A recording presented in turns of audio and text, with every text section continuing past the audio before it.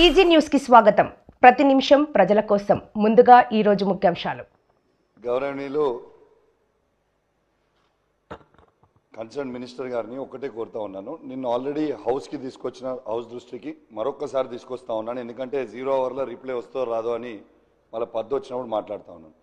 మన రాష్ట్రం నుంచి త్రిష మరియు ధృతి ఇద్దరు కూడా క్రికెటర్స్. వాళ్ళిద్దరు కూడా మన స్టేట్ నుంచి ఇండియాకి రిప్రజెంట్ చేసిరు అధ్యక్ష. మన అండర్-19 ఇండియా వరల్డ్ కప్ గెలిచిండ్రు. గెలిచిన తర్వాత గవర్నమెంట్ కూడా త్రిషాకి ₹1 కోటి ఇచ్చి సపోర్ట్ చేసిండ్రు. తర్వాత ధృతికి కేవలం 10 లక్షలే ఇచ్చిండ్రు. అట్లా ఉండదు అధ్యక్ష.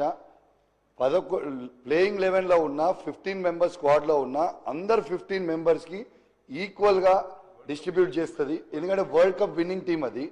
జనరల్గా ఏమవుతుంది అధ్యక్ష అంటే ప్రైజ్ మనీ వచ్చినా కూడా ఏవైతే ఉన్నారో it is being distributed among all the 15 cricketers. So దయచేసి వాళ్ళిద్దరు ఉన్నారు, అది డిస్క్రిమినేషన్ అవుతుంది. కాబట్టి త్రిష గారికి ₹1 కోటి ఇచ్చారు కాబట్టి ధృతి గారికి కూడా ₹1 కోటి ఇవ్వండి. ఎందుకంటే ఆమె పేద కుటుంబం నుంచి వస్తుంది, కానీ అద్భుతమైన క్రికెటర్. ఆమెకు అవకాశం రాలేదు, ఎందుకంటే అది మిస్ ఇంటరప్ట్ అవుతుంది అధ్యక్ష. ఒకటి అధ్యక్ష. రెండోది అధ్యక్ష, నా హుజరాబాద్ నియోజకవర్గంలో కూడా అధ్యక్ష ₹10 కోట్లతోని SDFలో వర్క్ శాంక్షన్ అయింది. దాన్ని 20% వర్క్ కూడా అయింది అధ్యక్ష. దయచేసి మళ్ళీ దాన్ని ఆపినరు.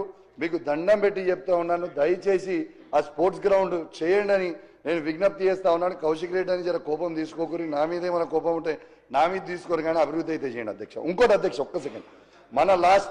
మన ఇంతకుముందు రాజ్ ఠాకూర్ గారు ఒలింపిక్స్ తెలంగాణలో చేయాలని అద్భుతమైన ఐడియా ఇచ్చారు అధ్యక్ష.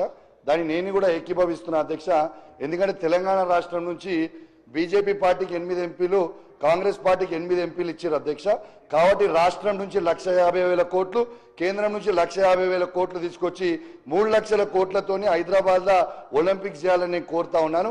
అందాల పోటీలు కాదు, ఒలింపిక్స్ చేస్తే ప్రపంచం మొత్తం కూడా అద్భుతంగా చూస్తుందని తెలియజేస్తూ ఈ అవకాశం ఇచ్చినందుకు ధన్యవాదాలు.